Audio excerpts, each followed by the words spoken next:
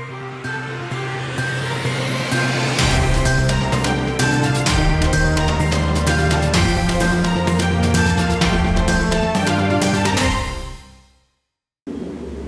and welcome to Newswatch Online TV News Hour with me, Maria Tudukure. The Ministry of Information and Communications has engaged CSOs on the Commission of Inquiry's government's white paper. People for Makeni, for example, will have a different view, even though you have independent people.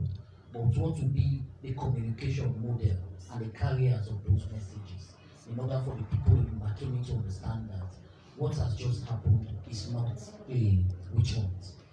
The other one is the issue of precedent. The report did not mention in any way from government white paper in the preamble form that between 2008 and 2009, there was a commission of inquiry by the former APC government, of which former SLPP government subjected themselves. The indictment there is both the reports of the commissions of that inquiry and the white paper never came out. So for the people of Sierra Leone, what has just happened is unprecedented in the history of Sierra Leone. For me, when I engage people, I tell them, what President Bio have done is not for APC, because they are gone. He has laid the foundation of subjecting himself, and it is only few leaders in Africa. And a few days ago, I was talking at POA. I said, why the report in 2008 and 9 was not public, because it was deliberate. African leaders have a transition model.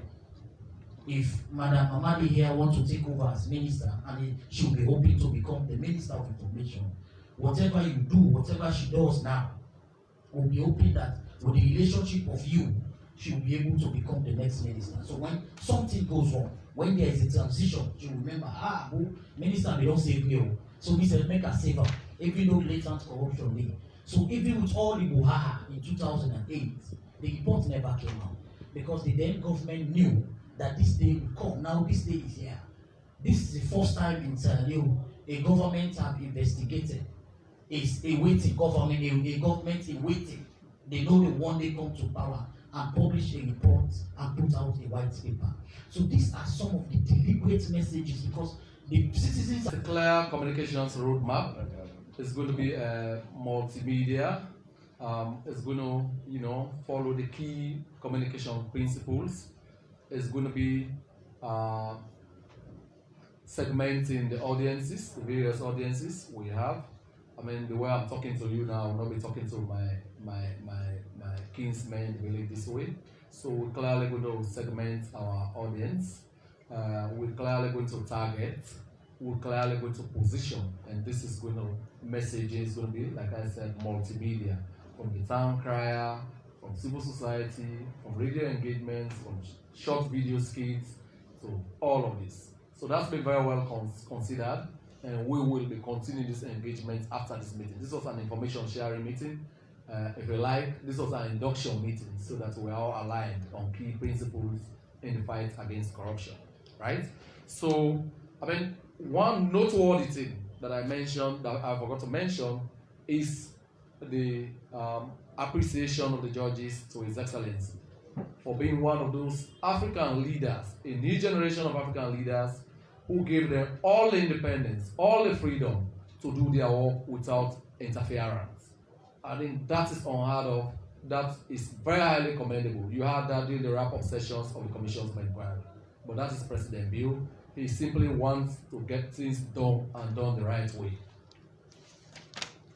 So I note the other issue, just to underline that these commissions were free and fair and free from fear. Serving ministers or senior, very high-profile officials of the previous administration worked free. They were not indicted by the COI. I think that's very important to note. Some in very, very well-placed and critical positions in the last administration. I mean, there are quite many, even though you had more indicted persons, I think, than those that were not indicted. But they were quite very highly placed persons. Just to tell you, this was free and fair and free from fear. So, yes, we follow IGR reports. We read it very religiously. I have read the excerpt you referred to, the IGR rep. We want to reach out to this 30% who say they have not been reached. Again, when it was initially, when you were testing the polls for those who support the COI, we had a higher number, right? But, the COI has been a process, nobody's been talking about it until the reports came out. We did not run a football commentary around it.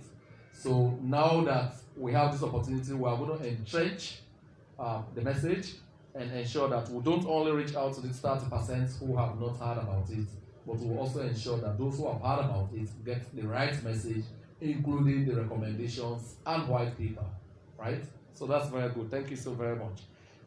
You have sent a loud and clear message, and I see civil society here nodding heads. I will convey that. I am a repeater station of His Excellency. I will convey your sentiments as civil society about what should be done, and we will determine the next steps. Once that is done, again, we will not shy from coming public on it. Yeah. So yes, like you mentioned from Native Consortium yesterday, I think it was the Fuller Tribal headman who said yesterday that it's better to catch than young.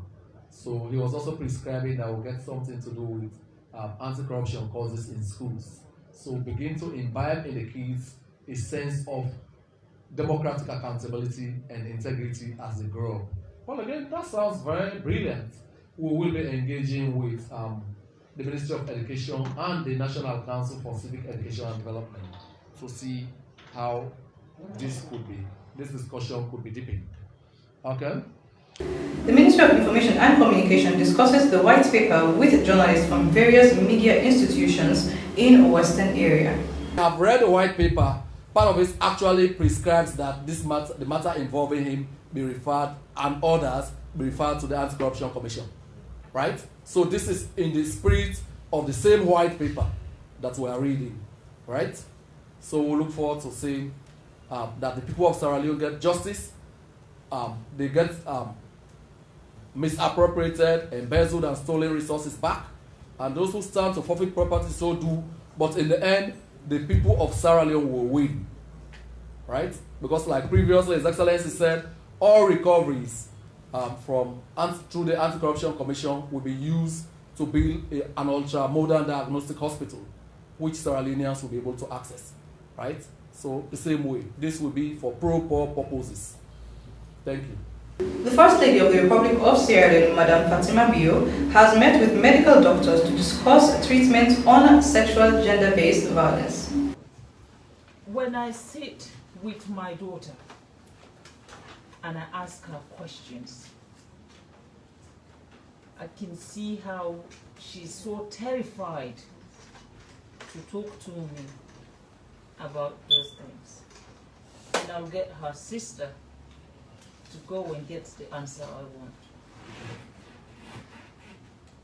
So when they talk to each other, they are more comfortable. And that's the reason why I begin to see the need for us to have peer grouping in these schools. Where the girls, the teachers will give the girls the space to be able to talk to one another, so that they start to trust each other. Sometimes an issue that happens at home, they're not able to say to anybody else, but they can say it to another student. They can trust one. It's like finding someone they can trust to talk to, and they will be of the same age group, and it's easy for them to talk to that person. So those are things that, even when we're talking about giving them the sanitary pads, this is more about having access again to them.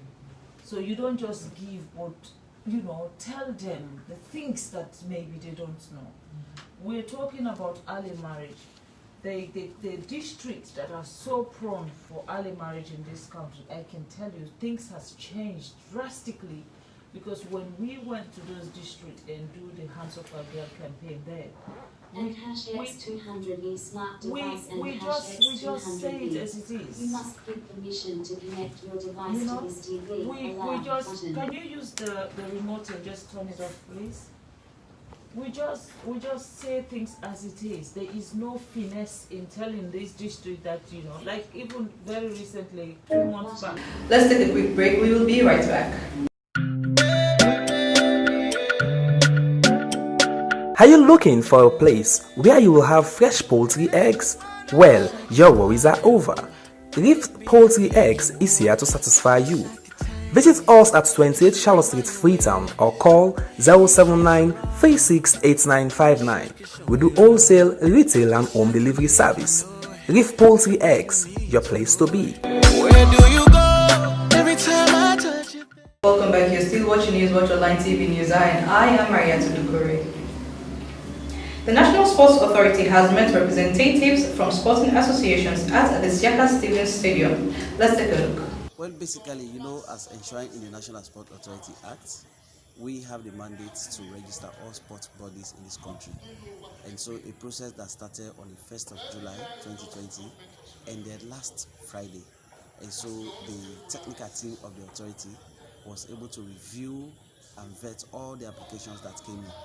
And so at the end of that process, we are able to recommend 23 different sporting associations to be issued the first batch of NSA certificates that will allow them to practice sports in this country for a period of 1 year, after which they will come back for a renewal. And so we can't just give them the certificates without them knowing much about the National Sport Authority. So the purpose of the seminar today is for the National Sport Authority to give a thorough orientation to those 23 associations that have gone through the requirement process for registration. So basically that is why we are here today providing this seminar for them. I can't give answer for them, and besides, when it's a major sporting discipline, I don't know what to quantify to be major, because among the 23 there are a very good number of sporting disciplines that have represented this country and brought in Lawrence to this country. You know that very well. One is swimming.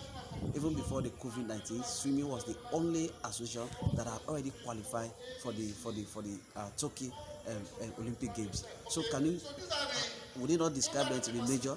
We are talking about athletics who've qualified. Can't you describe them to be major? So for me, or for the NSA, we do not know who is major, who is minor, and I cannot give a reason as to why these associations have not submitted. But what I will tell you, 49 associations bought our registration form, 39 presented their forms, which we vetted. Out of the 39, 23 were able to meet our registration requirements.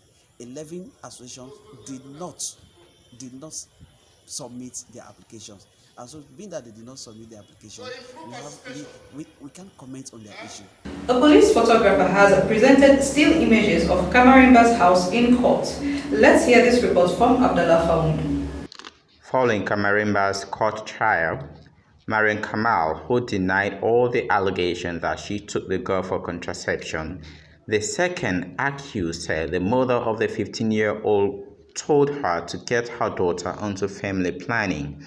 She said she had two witnesses, Fatmata and Hawa. Mariam Kamal said the mother told her she didn't want the daughter to get pregnant. The police photographer Hassan Bangura appeared before Justice Samia O. Taylor to present photographic evidence to the court.